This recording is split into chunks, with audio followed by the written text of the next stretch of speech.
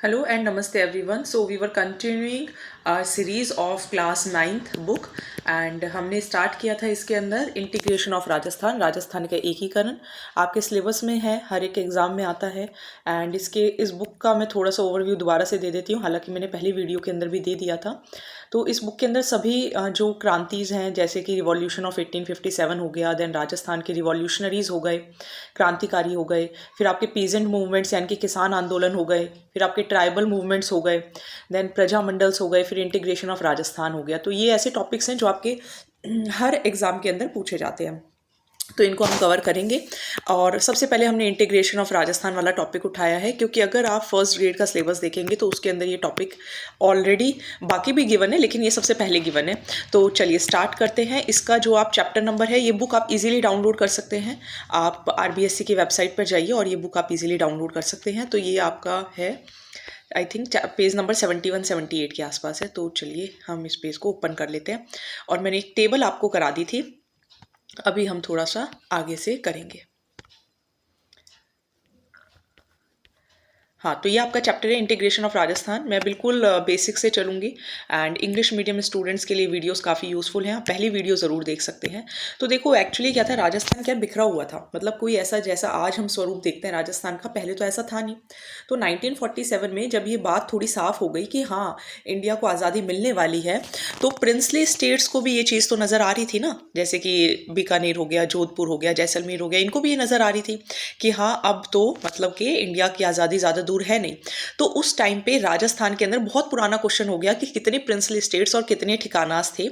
तो 19 princely states, 3 manners जिनको ठिकाना बोलते हैं, और एक centrally administrative territory Ajmer Merwara थी। तो ये क्वेश्चन बहुत पेपर के अंदर पूछा जा चुका है, लेकिन अब ये थोड़ा सा पुराना क्वेश्चन हो गया है, तो अब थोड़े चांसेस कम है, बट हाँ फिर भी पता होना चाहिए कि 19 प्रिंसली स्टेट्स, 3 मैनर्स यानी कि ठिकाना, और एक central administrative territory Ajmer Merwara थी। अब सबसे पहले जो मेवाड़ के महाराणा भूपाल सिंह थे, तो देखो कैसे याद रख सकते हो, भूपाल के अंदर भू वर्ड आता है, तो भू is related to somewhere land, और हम इंटीग्रेशन ऑफ राजस्थान यानी कि इंटीग्रेशन ऑफ लैंड की बात करने जा रहे हैं कि कौन कौन सा एरिया राजस्थान के अंदर मिला। तो इस तरीके से आप याद रख सकते हो। तो मेवाड़ के जो महाराणा भूपाल सिंह थे, इन्होंने सबसे पहले एक कॉन्फ्रेंस बुलाई राजाओं की। कहाँ कहाँ के राजा थे? राजस्थान के, गुजरात के और मालवा के। ये कॉन्फ्रेंस कहाँ हुई? उदयपुर में हुई 25 एंड 26 जून 1946 को, कि हम एक राजस्थान संघ बनाते हैं, राजस्थान यूनियन बनाते हैं। करीब करीब 22 राजा थे जो कि उस कॉन्फ्रेंस के अंदर प्रेजेंट थे, और यहाँ पे एक पूरा प्लान जो था वो सामने आया, जिसको महाराणा प्लान कहा गया, और किंग्स ने कहा भी कि हाँ हम इसको देखेंगे। महाराणा पूरा कमिटेड था कि इन प्रपोजल्स को माना जाएगा। तो एक कॉन्स्टिट्यूशनलिस्ट यानी कि जिनको संवैधानिक थोड़ी नॉलेज थी, KM मुंशी, ठीक है, इनको अपॉइंट किया गया कि आप मतलब हमें संवैधानिक जो संविधान से रिलेटेड जो एडवाइस है वो प्रोवाइड करिए। और जो KM मुंशी थे, उन्होंने कहा, उनके कहने पर महाराणा ने दूसरी भी कॉन्फ्रेंस बुलाई 23 मई 1947 को। पहले कब बुलाई थी? 1946 में जून में, करीब करीब 11 महीने बाद 1947 में दोबारा से उदयपुर के अंदर ही बुलाई। और महाराणा चाहते थे कि अगर हम, महाराणा ने राजाओं को वॉर्न किया, वॉर्न मीन्स उनको चेतावनी दी कि अगर हम यूनियन नहीं बनाएंगे तो जितने भी प्रिंसली स्टेट्स जो मतलब प्रोविंसेस के बराबर नहीं है, वो अबॉलिश कर दी जाएंगी। तो इसीलिए हमें यूनियन बनाना ही पड़ेगा। तो KM मुंशी ने बहुत स्ट्रांगली सपोर्ट किया महाराणा के प्लान को, लेकिन कुछ खास रिजल्ट आया नहीं। चलिए नहीं आया, कोई बात नहीं। अब दोबारा से महाराणा भूपाल सिंह को अब आप थोड़ी देर भूल जाइए, अब आ जाइए महाराजा मान सिंह ऑफ जयपुर।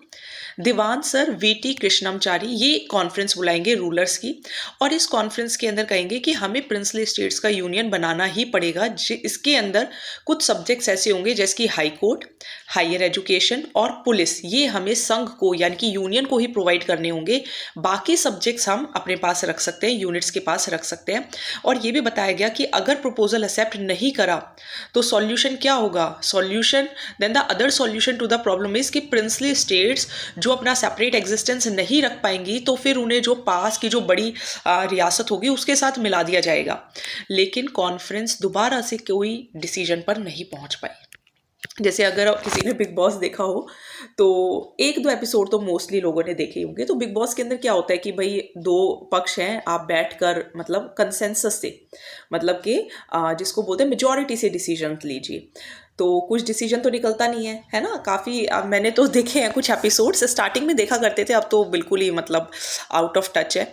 लेकिन तब ऐसा ही यहाँ पे हो रहा था कि बस राजाओं को बुला लेते थे, उनको बैठा देते थे, उनको समझा देते थे, तो बिग बॉस की तरह, लेकिन कोई फल नहीं निकल रहा है। चलिए ये फर्स्ट फेज आप देख लीजिए, 17 मार्च 1948। इसकी ट्रिक भी काफ़ी फेमस है, ABCD। अलवर भरतपुर, सी से आप करौली याद रखेंगे और डी से धौलपुर, और नीम राना भी आपको यहाँ पे छोटा सा दिखाई दे रहा होगा। ये राजस्थान है, राजस्थान के इस पार्ट की बात हो रही है। अब सबसे पहले यही जो मत्स्य होगा यही मिलेगा, है ना। तो जब दंगे फैलने लग गए, और तो अलवर और भरतपुर भी इससे तो अछूते रहे नहीं, मीन्स यहाँ पे भी दंगे फैले, तो गवर्नमेंट को कंप्लेंट्स आई कि अलवर का जो एडमिनिस्ट्रेशन है वो खुद दंगे करा रहा है। तो 7 फैब को गवर्नमेंट ने जो महाराजा थे अलवर के और डॉक्टर जो खड़े थे दिल्ली के अंदर, उनको पकड़ लिया और अलवर का एडमिनिस्ट्रेशन अपने हाथ में ले लिया। तो ऐसी ही जो सिचुएशन थी वो भरतपुर के अंदर भी हो रही थी। तो वहाँ भी ये पता चला कि एडमिनिस्ट्रेशन अच्छे से काम नहीं कर पा रही है, लॉ एंड ऑर्डर नहीं चल पा रहा है। तो इससे पहले कि इंडियन गवर्नमेंट आती वहाँ पर भी, तो महाराजा ने खुद ने ही जो भरतपुर का एडमिनिस्ट्रेशन था वो सरकार को सौंप दिया। ठीक है, तो Maharaja himself handed over the administration of Bharatpur to the government of India. Why? Because there were communal riots in Alwar as well, और डाउट में यहाँ पर भी धौलपुर और करौली भी छोटे छोटे प्रिंसली स्टेट्स थे अलवर और भरतपुर के पास ही। और ये चारों के चारों प्रिंसली स्टेट जो देसी रियासतें थी, ये अपना सेपरेट एग्जिस्टेंस नहीं रख पाए जैसा कि गवर्नमेंट ऑफ इंडिया ने कहा था, और इन चारों ने मिलकर मत्स्य संघ, मत्स्य यूनियन बना लिया। और यहाँ पर जो इसका इनॉग्रेशन हुआ, वेरी इंपॉर्टेंट, आप इसको गॉड से याद रखिए, है ना, गाडगिल जो नाम है। तो पहले जो देखिए ट्रिक्स तो हैं ही, obviously we will share with a trick with you, and मैंने एक पेज के अंदर नोट्स भी बनाए हैं, उस नोट्स का भी मैं आपको ट्रिक दिखाऊंगी। लेकिन आपको थोड़े नॉलेज, आप इसको पढ़ लेंगे, सुन लेंगे ना, तो आपको ट्रिक्स बिलीव मी बहुत काम करेंगी, वरना आपके लिए ट्रिक्स भी जो होंगी वो अनजान हो जाएंगी। तो देखिए गॉड से हम किसी चीज़ की शुरुआत करते हैं ना, भगवान का नाम लेके। तो एनवी गाडगिल थे जिन्होंने 17 मार्च 1948 को इसका इनॉग्रेशन किया। और यहाँ पे जो महाराजा धौलपुरंद महाराजा करौली को नॉमिनेट किया गया, ये भी पूछा जाता है ना, कि धौलपुरंद के जो महाराजा थे और करौली के, उनको नॉमिनेट किया गया राज प्रमुख और डिप्यूटी राज प्रमुख। वेरी वेरी वेरी इंपॉर्टेंट, महाराजा धौलपुर और किसके, महाराजा करौली के। ठीक है, मैं इसको धौलपुरंद पढ़ रही हूँ। महाराजा धौलपुर के राज प्रमुख बने, धौलपुर के महाराजा राज प्रमुख बने, और करौली के महाराजा डिप्यूटी राज प्रमुख बने। शोभा राम कुमावत, तो देखो भगवान है तो शुभ काम होने जा रहे हैं, तो शोभा राम कुमावत जो थे वो प्रोमिनेंट लीडर बने अलवर प्रजामंडल के भी, और फिर ये प्राइम मिनिस्टर भी बने मत्स्य संघ के। तो आई थिंक क्लियर हो गया होगा, तो इसको हम हिंदी में मत्स्य संघ कहते हैं। कब की बात है ये?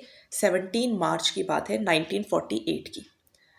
अब हम बात करें राजस्थान यूनियन की। तो देखिए 3 मार्च 1948 को स्टेट्स ने जैसे कि कहा कि आपको स्टेट बनानी होगी। यहाँ पर अब क्या होगा, देखिए सेकंड स्टेज चल रही है अब ये। आप थोड़ा सा ही राजस्थान का अगर आप मैप देखेंगे तो ये ABCD की बात हो गई। अब आप ये वाला एरिया आ जाइए, यहाँ पे है कोटा, बूंदी, बारा, झालावाड़। कोटा, बूंदी, बारा नहीं है, झालावाड़। इसकी जगह आप नीचे देखेंगे डूंगरपुर, बांसवाड़ा, इसके ऊपर आएंगे प्रतापगढ़। ठीक है, और 2 ये शाहपुरा, टोंक और किशनगढ़, ये और आपको ध्यान रखने हैं। ठीक है, तो ये एरियाज थे, इनको भी मिला लिया गया राजस्थान यूनियन के अंदर।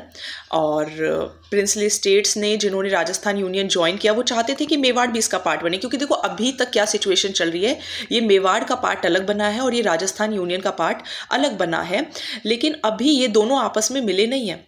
तो ये जो राजस्थान यूनियन है 17 मार्च को वो लोग मिले और 25 मार्च को ये सब मिल गए। 1948 को 25 मार्च 1948 को कोटा, बूंदी, झालावाड़, टोंक, डूंगरपुर, बांसवाड़ा, प्रतापगढ़, किशनगढ़ एंड शाहपुरा, इन्होंने भी मीन्स साइन कर दिए। अब यहाँ पे बांसवाड़ा के जो चंद्रवीर सिंह होंगे, ये साइन करते वक्त बोलते हैं कि मैं अपने डेथ वारंट पे साइन कर रहा हूँ। ठीक है, तो अब हम ये थोड़ा-सा आप रिवाइज़ करिए, फिर मेवाड़ जो है आगे हम नेक्स्ट वीडियोज़ के अंदर करेंगे, क्योंकि देखिए मेरे पास भी जितना टाइम होता है मैं उसमें कंप्लीट कराती ही हूँ।